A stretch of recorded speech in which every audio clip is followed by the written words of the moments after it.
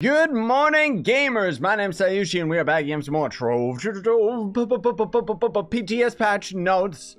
So, if you guys don't already know, because everybody keeps on asking, the PTS is the public test server. That's where we're playing with the Leviathans and stuff. It's exclusive to PC. You pretty much just have to have an account with Trove, and then that's, you know, that's all there really is to it. So another big thing that people keep complaining about is the fact that they can't export their live account to the PTS. Normally you could. Obviously, that is just not the case right now because of the server migration that they ended up doing. So who knows whether or not that's something that they can even resolve at this point.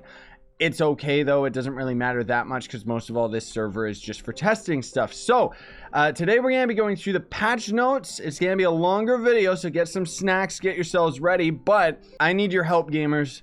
We're going to be leaving it up to you guys what the next video is going to end up being about. Do you guys want to see costumes? Do you want to see the torches and the Leviathan mounts? Do you want to see all of the allies and stuff that are related to the locked Adventurine boxes? Unfortunately, they didn't give me that ally that has dark damage to it, but whatever. We can, you know, hopefully unbox it out of 20 of them at least, right? But let me know what you guys want. I'll put a link in the description. Well, I guess I don't have to. Just go to my YouTube page and then click on the community tab, right? And I'll end up having a poll of the options that I'll have available for you guys as of recording this video. And then you guys can just kind of cast your vote. And the most popular one is going to end up being the next video that I'll end up uploading tomorrow. And then I'll look at the popularity for the next day and the next day until we end up having all of this done. I still have a long list of things to do, obviously. I gotta make tutorials just focusing on the Leviathan bosses. They've actually already gone through a few changes since this patch notes. There's actually a hot fix as well, which is kind of my fault, but we'll talk about that when we get there. And then I also need to talk about just the Adventurine and questing and how that's been overhauled. A couple things that I do want to mention as we're just sitting here in our inventory. All these costumes, you know, these are all pretty much related to these locked Adventurine boxes, and you'll basically end up going in adventure worlds and completing quests and stuff with a chance of actually getting those, but we'll talk about those in more detail. Most of all, I just wanted to skim over the fact that there are 4 more rare allies related to the gardening habitats, which kind of sucks because nobody's planting these anymore. Let's get to it, and before we get started, I would appreciate if you would smash like, because I know that not many of you are going to end up watching through the entire video. So, Leviathan world bosses front and center. Diligent explorers might find the way to some new world bosses in the Geode Topside worlds, the monstrous Leviathans living underneath the surface. So you can find these guys while you're out exploring the Geode Topside, and there's going to end up being a rare chance of seeing a singular biome that is going to stand out on the map, thank goodness. And then you gotta find a cave and go deep inside that cave in order to end up finding the Leviathan down at the bottom. Now, there's going to be different Leviathans for U8, U9, and U10. But the cool thing about each of these Leviathans is their drops. So, unfortunately, Trove has a limitation where it can only drop items for 8 players, meaning that if there's any more than 8 players around, more than likely it's going to end up swapping your loot for somebody else or vice versa or whatever, right? However, there is kind of a leaderboard thing that we got going on with the Leviathans, and apparently that's just across the board going to work for all players, even though the loot doesn't. Basically, it's however, you know, the top 8 players that game in the most Leviathans are going to end up gaining a reward of actually getting an ego potion the following day, which we talked about that in my more recent video that talked about the Leviathans and stuff like that. It gives you big head mode. It's actually really cool. They will end up vanishing after the weekly reset, though, those ego potions. But more importantly, when you're fighting these bosses, they'll have a chance to drop Crystal 3 even in U8. So all Geode Topside Leviathans can end up dropping Crystal 3. They can just drop normal Crystal. They can drop just garbage items, honestly. They're not always going to end up dropping Crystal or anything, but the fact that you can get a Crystal 3 in U8 is a pretty big deal. Obviously, the drop chance percentage is going to go up the higher the difficulty of the Uber world that you go in, but the bosses are going to increase in difficulty as well. And our fairly end game, you kind of gotta be decked out for Ultra Towers in order to be able to have enough power to even take these guys on. The other item that they can end up dropping very rarely is a fragile torch. So these are quite literally going to be a banner that goes on our character and then physically shows on our character, which is awesome. And will end up giving you more light. So the light status is what you need in order to cause more damage to any enemy in the Geode Topside, because they have a stat called dark. That's an invisible stat that we don't see, which is basically an armor stat value, right? But here's the cool thing. If you end up, well, I guess I should mention, the ones that they end up dropping, they're only going to last until the daily reset, and then they're gone. So if you kill the boss, get a torch just before the daily reset, it's going to die in like 20 minutes, okay? It's going to hit on the daily reset. It's not once you get it, you have 24 hours. So keep that in mind. It's the most efficient to farm these guys at the beginning of the day or the beginning of the daily reset if you're just trying to get the torches. Now, the thing is that if you end up getting 3 of said torch, and each of the bosses respectively is going to drop their own different torches, but if you get 3 of them, you can actually craft these tempered torches, right? And these are pretty cool because these will actually last until the weekly reset. And I didn't even know that these give a lot of light, by the way. It's actually insane. I didn't even know that these existed. There's actually, like, there's these enshadowed torches, which is an incredibly rare find from each of the respective bosses and is somehow perfectly preserved. So while these will have a smaller light value than the ones that you can craft, like, you know, we see here, this one's got 900 light, the permanent one has 825, so that's a 75 light difference, which isn't that big a deal in all honesty. The key thing to keep in mind is that if you get one of these bad boys, that's insane, because these are not only extremely rare, they're going to be super rare because they're invincible. You won't lose them. That's just permanent extra light that you're going to end up having, right? And then on top of it, there's going to end up being a mount respectively for each of these guys. We kind of knew about those because as Merc was scouring through the collections menu, you noticed in the Geode tab there was actually 4 new boss mounts right here. So I haven't used them yet. I'll save that for another video because today we're just focusing on the patch itself. I think that pretty much covers Leviathans in all honesty. Even though these bosses are cool, and I mean the biggest pull and the biggest reason you're going to be fighting them is because these torches are going to give you extra light, which obviously is going to help earlier game players if they're trying to end up getting their light value up so they can take on U10 and stuff like that. But now it sucks that I have a reason to actually grind these guys because I got to try and get myself one of these legendary torches and then one of the mounts as well, which the mounts, as we can see right here, are actually tradable, even though the torches aren't. So it means that potentially I could just buy these mounts from people. Obviously, they're still going to be extremely rare and going to be extremely expensive. So I have to spend a lot of real money to sell a bunch of credit pouches. Please, guys, at this moment in time, I want to let you know, if you haven't already signed up already for Trove, use the sign up link in the description. It's an affiliate link, so basically anytime you end up buying anything out of the store, I'll end up making a cut. It really helps me out with paying the bills, and is going to be extremely helpful for me to get these things on the live server so I can make more videos for you guys based on all of this epic stuff, right? Because yeah, the costumes out of the adventure boxes, we'll talk about those as well. These ones are all untradeable, but there is a tradable version. So the general adventures update. So adventures heroes now have an explanation point above their head, which I think is awesome. It's great that they have this because it makes it a lot more interactive, and it reminds me of WoW Classic, which I've been thoroughly enjoying recently. So yellow exclamation points indicate a Trovian adventure hero, blue exclamation points indicate a Geode adventure hero, and green is an event adventure hero. So we don't have any green ones yet. I think that's just because, you know, there's no event going on right now. The next event should be the Shadow's Eve event. Maybe they'll have an event launch with this when it ends up going live. And this, you know, this entire patch, they don't have a release date set yet, but it should be coming out in September because they said that this is going to end up being the next patch coming for Trove. So more than likely, this is either going to come out September or in October. But more than likely, we're going to see this hit before the Shadow's Eve event in Trove, because it would be a little bit weird to end up having this event or this update come out and everyone have to scramble to grind the Shadow's Eve event because that's a temporary event, whereas this is going to end up being permanent content added to the game. But in all honesty, I think once we end up getting done with the Leviathans, the Adventurine update, like the quest update, that's the big deal. That's the big takeaway from this, because oh my goodness gracious, the overhaul that they've done with the questing and the Adventurine is just nothing short of amazing, dude. Like, I want to be clear about something here, because I've seen a couple of you guys in the Discord show up and not know what's going on. So while Trove was originally developed by Trine Worlds ended up going bankrupt a couple months ago. That is to say last year. And a lot of the updates continued that they were developing. GameAgo finished those updates, released them, and now GameAgo is just adding their own updates. And one of the big things that we got to keep in mind here, and this is one of the things that I absolutely praise GameAgo for, is so far they've been doing a really good update, a really good job with all of this stuff.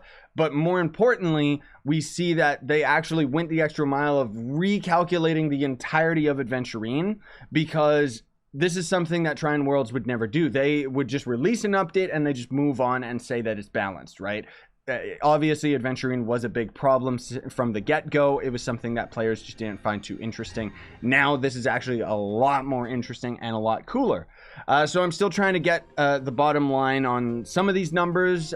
You know, I obviously don't want to go into 100% detail with the patch notes, because I'll have individual videos talking about these features so that I can go into more detail with them. But basically, they ended up increasing the experience cap for clubs so that you can end up getting 100,000 XP per day for all clubs instead of it just being scaled and weird.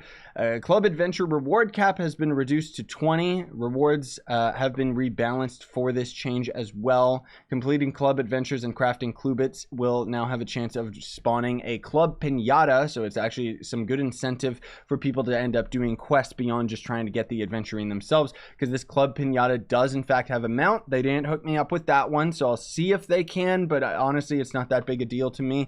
I'll just see what that is on the live server, because who cares. I'll let you guys kind of read through this, because otherwise it's just numbers. But basically they rebalanced all of the heroes and where they're actually distributed, and it also ended up removing a lot of the other heroes that didn't make sense when you ended up having legendary heroes spawning. So we're definitely gonna have to upgrade all of that stuff in the Team Pixel server, because as of right now we just don't you know, we don't have it set up or anything like that. The biggest thing that I do want to point out though is they've made it a lot more consistent with the Adventurine that you end up getting from these guys. I always get tricked because my claims menu opens up, but the class gem key is just bugged on the test server. So common adventures will now give 150 Adventurine, uncommon 200, rare 250, epic 300, legendary 350, which is pretty good all things considered. You can end up doing 20 club quests per day. I'm trying to figure out whether or not you can do like what the limit is of the Geode quests and everything like that, because the Geode Topside quests actually count as legendary quests and they're pretty easy to do. They'll have you just do like 2 5-star dungeons for 350 Adventurine. Oh my gosh, that's fast. And then if you're just mining nitro and stuff like that because you're trying to grind your flux, no problem. There's a quest NPC for the Geode Topside that has you doing just that, mining in the Geode Topside. So the rarity for club fixture for club adventure heroes has also been adjusted. They changed, you know, some of them for being rare and stuff like that. The NPCs will not fall asleep, but instead are going to end up having the amount of time that they're there is going to be changed a lot, you know, kind of adjusted. Club Adventure Hero remove cost has also been normalized to now cost 200 clubits to remove any hero, rather than it being like thousands for some, less for others. And it's so much better that they've actually streamlined all of this, because none of those numbers made any sense and it was completely unbalanced, right? So many club adventures no longer have quest text, as the title itself is enough to describe the quest itself. So I've seen that sometimes where in the top right, you know, we'll see a quest show up and it'll just be like mine infinium or something, for example, and it's like, obviously there doesn't need to be a description for that. Some of them will have descriptions. They've also changed it so that the Luminopolis outposts will now, each of those NPCs respectively will end up giving their own unique quest, which is pretty crazy. The Mysterious Champion now gives an adventure quest to deal 100,000 damage in Bomber Royale or win a match, which is a pretty nice change. The adventure from, they're mentioning a character in Luminopolis is now located on the Beacon of Heroes instead of spawning at the Rally of Heroes, and grants permanent access to an outpost adventure for defeating 15 Luminopolis enemies. Geodean outpost adventures, now we're on to the next category, so it pretty much is exactly what I already talked about. Okay, so they do actually mention a lot of the daily caps for most of these quests, including the fact that the Geode Topside quests are repeatable, but you can only complete them 5 times a day, and that's why they end up giving as much Adventurine as they do. The amount of organics and critters needed to complete the Geode Cave adventures has also been increased. They kind of just tweaked all of that stuff as well. I guess the outpost quests on Geode Topside also complete the quest that you would end up getting in the Geode Caves as well, because it says completing Geode Topside adventures has a chance to provide a lesser Geode Topside cache, so that's not bad. That's a little bit, I don't know, it's okay, whatever. Completing a Geode Cave adventure has a chance to provide a reliquary. That's actually pretty cool. And then we're moving on already to the Trovian Outpost adventure. So this is going to be, if I'm not mistaken, this is going to end up being the new quest. Let me take a peek. Yeah, okay, this is the cool stuff. So the Outpost of Light now appears on the map as an adventure quest. These outposts in Igneous Isles and Drowned World have been redecorated. They've actually added like a bunch of things to it, including NPCs, a nautical assembler, and a personal chest. Weird that they don't have a loot collector here, but whatever. Saltwater Sam's here, so you can always end up buying a boat. Here's one of the NPCs right here, so we would end up grabbing this quest. And then collect water gems to get 75 Adventurine. And you can only complete these guys' quests once per day. However, you can see that we've got this outpost right in the middle of our map. If I end up actually traveling over here, this is going to end up being a different outpost. So there's going to be the outpost that you spawn at, and then there's going to be different outposts that you can just find out in the world now that look very similar.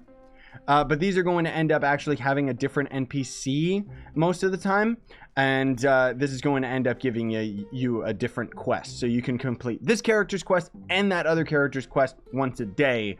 Rather than most of the worlds, like if I hop into a desert biome, for example. If we end up completing this guy's quest, the other outposts that you find in the desert biome are still going to just generate with this same quest giver right here. So there's no real reason to end up exploring more of the desert. You can of course get all of the quest NPCs out of every biome, but basically, near as I've been able to tell, there's 2 quest NPCs you can complete in the Drowned World and the Lava World. And then everywhere else, including the Sky World, just has 1 character that you can end up finding. And again, you can only complete each of the individual quest types once per day, and then you gotta wait until the reset. Outside of the Luminopolis quest, you can end up completing multiple times. I don't know what the capacity is on that. It used to be 20, similar to the club quests, so we'll have to just wait and see what happens with that. The adventure outpost will also just spawn in every biome on top of the one that we generated here. If you're out exploring, you can just run into them as well, which is awesome because that's the closest thing that we've ever gotten to the game feeling a lot more lively. Like, one of the biggest things that I've wanted in Trove for years is to be able to randomly generate, like, not even just something like this. This is a little bit lame for me. It's cool, but I would actually prefer if there was an actual outpost. So there would be a small camp, or maybe a big town would generate, and they would end up having various NPCs that you can interact and shop with, maybe even some NPCs that you could only end up finding in the village if it would spawn and stuff like that. You know what I mean? I just think that that would have been absolutely awesome.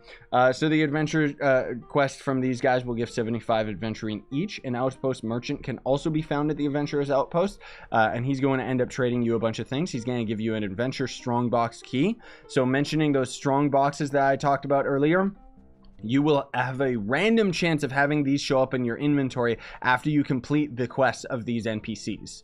So you're not going to see it in your claims menu. A lot of people were getting confused about that. It's just going to pop into your inventory, and you're going to need to get the key from this guy by grinding the Adventurine. And what this key is going to do is it's going to be required in order to end up unboxing these. Now, the cool thing about these boxes is that they don't seem to have like a really bad common drop or anything. They can drop all of the mounts that you can get out of the current adventure chest that you'll find out in the world periodically from completing dungeons, defeating elite mobs, and also from the new donation table, but we'll talk about that in a bit. My point is that you can get these adventure chests that are essentially going to end up having horrible drop rates of getting mounts. And more commonly, you're just going to end up getting like glam and a little bit of flux out of them. What these boxes do is just guarantee give you any of those mounts, including all of the new stuff, which is going to end up being, you know, here's a new exclusive mount to it. Here's a bunch of allies that are exclusive to it. And then there's going to be all the costumes that are very rare drop rate out of these. And even rarer than that is tradable versions of each of the costumes. So it's going to suck to try and grind this stuff on the live server. You can use Adventurine to get bombs now. So bombs should end up decreasing in value on the market at least. And then there's an adventurer's lockbox or lunchbox, which will literally give you food that gives you a passive buff for a limited amount of time. I think that these are a little bit overpriced, considering like this one, for example, is 50 lasermancy for 30 minutes. That's not really that big of a deal, especially because most people would be using bombs when they're dealing with ore and stuff. However, the thing that I love about it, this entire update, is that this is so much more streamlined for beginning to mid-tier players. And even somebody like myself, you know, I'm at the end game, so obviously I want to get all these special crazy items. But I think that it's awesome that this is accessible content right from the get-go, instead of being something that you have to grind towards and, you know, is almost impossible because of pay-to-win walls or something like that. This is just blatantly a free-to-play update for the most part. Well, actually, it just is a free-to-play update, which is what's awesome about it. So moving on to the Trove and Outpost adventures in the Luminopolis, they just mentioned how each of the NPCs can end up having their own different individual quests. There's also going to be a new spider hero that will show up at the hub. So there's 1, 2, 3, 4, 5, 6 different NPCs, according to the patch notes here, that you'll be able to get repeatable quests from. Or maybe it's not repeatable. Maybe it's just once per day. Maybe that's what they changed, instead of it just being a 20 limit of daily quests from the Luminopolis. But they did mention that some of these quests are going to be repeatable, so we'll have to see. I'm trying to get a response out of the devs to confirm that, so I don't have to test it myself, because that would be a little bit weird. Or a little bit difficult to end up doing. So the Luminopolis defeating enemy adventurers can now provide credit for the first 3 mobs of any source, which is nice. An adventure outpost found in Luminopolis can no longer be damaged. A donation station has been added to adventure outposts in the Luminopolis. What these are going to do is you'll donate plasmium and other resources that you get from Luminopolis. And when you end up donating them, you have a chance of getting adventure boxes just randomly out of nowhere. Rampage bosses may also be summoned at these donation stations for the same cost as crafting a beacon. So a beacon is an item that you could craft in your club world, so long as you had the right fixture. And by crafting this beacon, you would basically throw down a rampage boss in your club world that everyone could end up being affected by, right? They work the same as pinatas do, but now they actually have one of those available out in the club world, or out in just the normal world. So you could potentially end up finding people that would contribute to a rampage being done super duper quick. But unfortunately, even though that's a very, very subtle change, and I don't really think most people would take advantage of something like that, even though that is there, they actually increase the price of crafting beacons, which is a little bit disappointing. So there's going to be a new item added to the store as well. We can't see it. Oh, the store is actually working now for me. I don't know why, but it just is. Is the new item here? Is it in the new tab? No, it doesn't seem to actually be here. Maybe just because it's a test server, they didn't end up having it go live or anything. But there's going to end up being a new pack that they're adding to the store, which is basically going to end up giving you a level 25 pack. So it's going to end up being, purchasing this pack, you'll receive an empowered gem box of each type, plus a class boost coin of level 25. So the class boost is a item that'll basically just boost your character to level 25. It will set the class to 25 regardless of the level the class is when you're using it, although it cannot be used once the class is level 25 or over. It is not affected by any kind of experience multiplier. It's just straight up gonna boost you to level 25 regardless of what you're doing, right? They also set it so that the first time you end up buying any credit packs, you'll end up getting an extra 20% credits. So that's a, you know, great incentive for that sign up link down below if you're just starting out with Trove, right?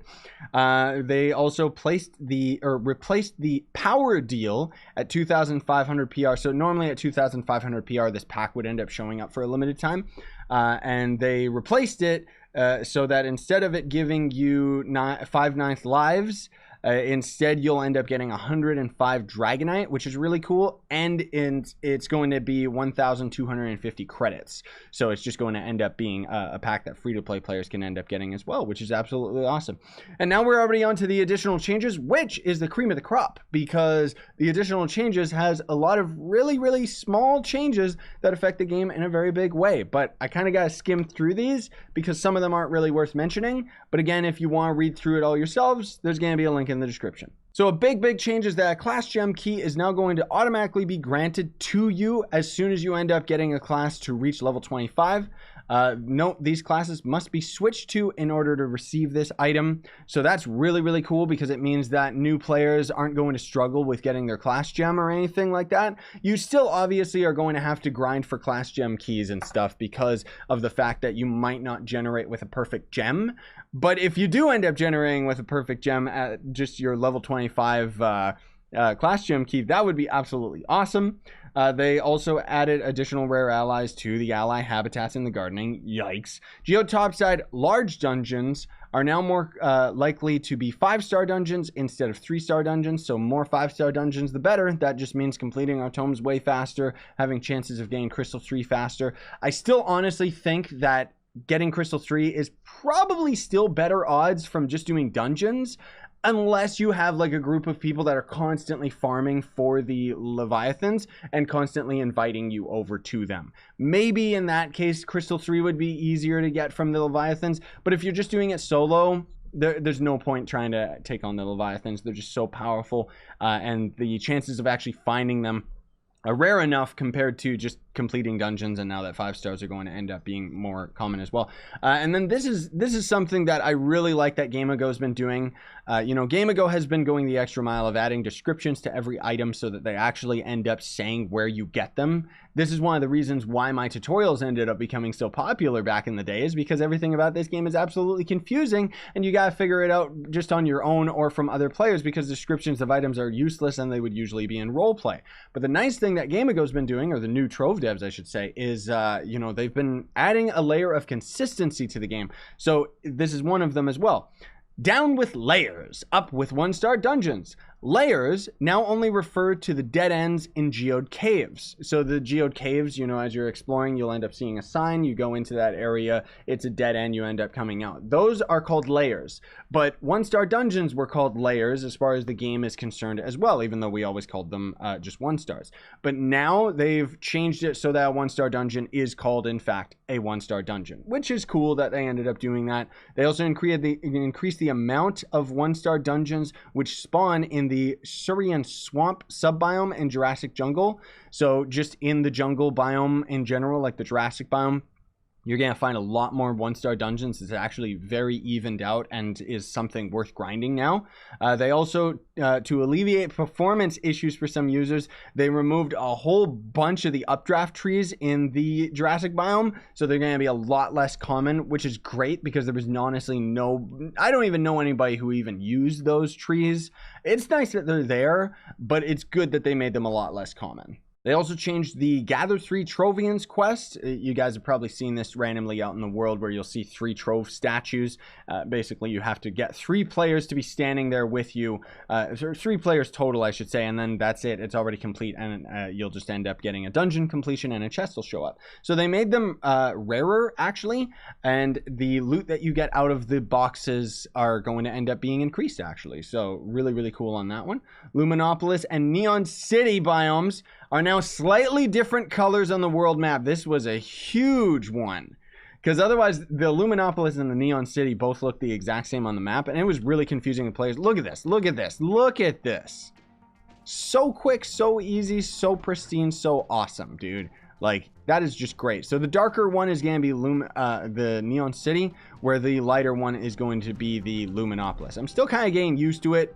But it's really, really handy that they ended up fixing that one. So the giant acid spitting water dragon that you could end up finding, I think they're talking about that one. They're talking about Thalzian, which I think is that acid dragon. Either way, you could end up finding his biome on the map. You know, I have other dragon guides, so you should check those out if you want to know how to actually get these guys.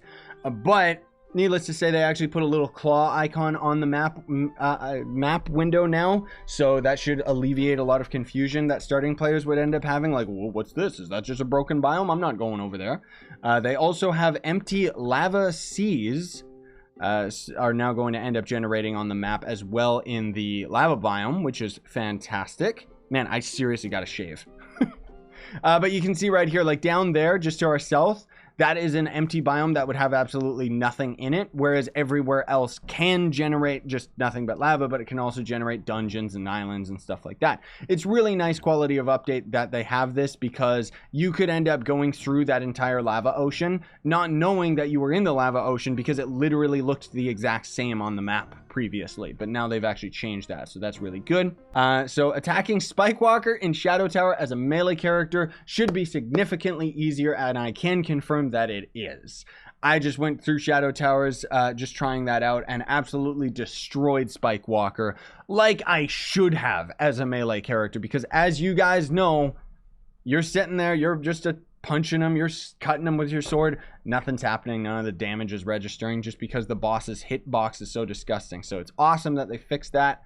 Shapestone ore is now more common in the Medieval Highlands worlds. Cool. Cinnabar no longer spawns in the Medieval Highlands. I don't know how common that actually was in the first place, but it's not like I check those worlds very often. Some of the early golden thread steps have been tweaked to reduce redundancy and increase accessibility. So I still find it strange that they refer to it as golden thread instead of just starting quests, because that's basically what it is the tutorial of the game. Kind of. It holds your hand a little bit, but not too much. A bunch of dragons were retweaked so they don't have auto fire anymore. Auto fire is now exclusive to the fire dragon once again, the fire primordial dragon, because I guess for some reason these other dragons you could just hold left click or hold the attack on console respectively, and they would just continuously shoot their fireballs. Saltwater Sam, chilling here in the hub, now actually has the SS dinghy now will come with the worn sail when you end up purchasing this. Do they actually mention it? Raft class ship. No, they don't seem to mention it.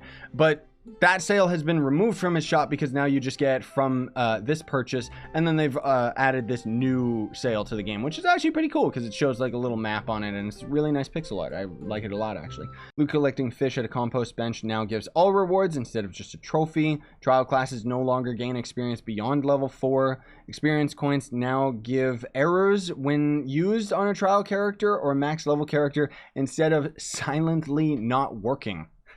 They've also moved some of the allies from the promo section into the dev stream section so that now you can actually acquire them from the dev dream ally boxes that we randomly get sometimes.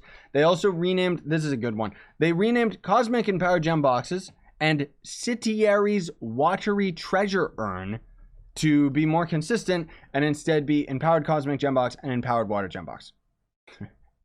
I mean, I don't even know why they bothered renaming the Sitieri Water Gem Box to the Empowered Gem Box or whatever, because as far as I know, we can't get that anymore. Like, that was just from a login item, but it's nice that they changed it. The Crystology section of the Geode Adventures tracker has been removed. They also fixed a bunch of bugs here and there. The Moon Goddess has chilled out a bit. Moonlight bulbs will now disappear after 3 hours instead of 1 hour. That's the, you know, disgusting plant that you get while you're out in the world that is guarded for the new gardening stuff. They also finally fixed this bug, which, you know, kind of sucks for somebody like myself, but it's fine. Mounts that plant seeds will no longer avoid club world caps. So if you guys didn't know, if you used a tractor or a mount that would end up planting plants behind you, there's normally a limited amount of plants that you can end up placing down. Using the mount would just void that cap, and you could just plant down hundreds of thousands of plants, which was really, really quick and easy to end up getting through the gardening, thank goodness.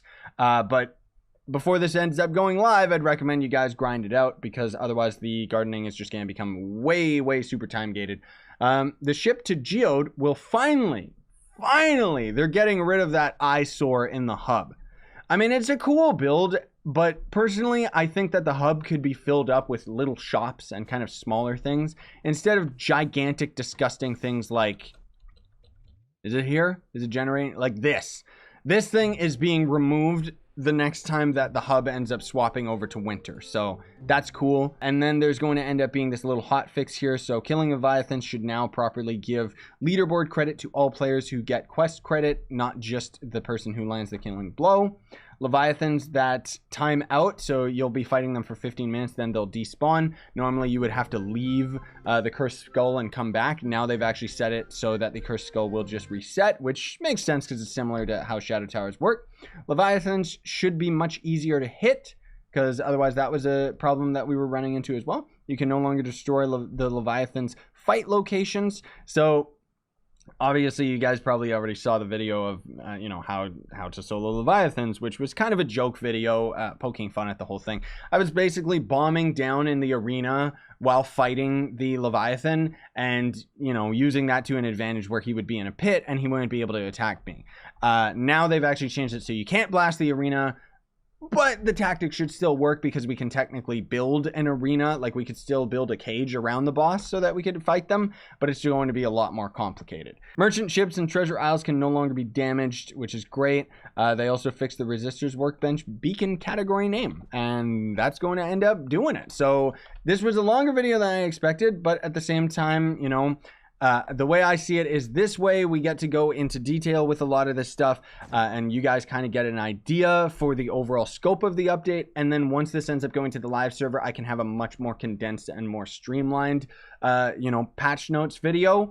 And again, if you guys would be so kind as to let me know what video you want to end up seeing next for, you know, the costumes, the mounts, whatever, because I'm going to get on recording those. So I'm really, really excited about it.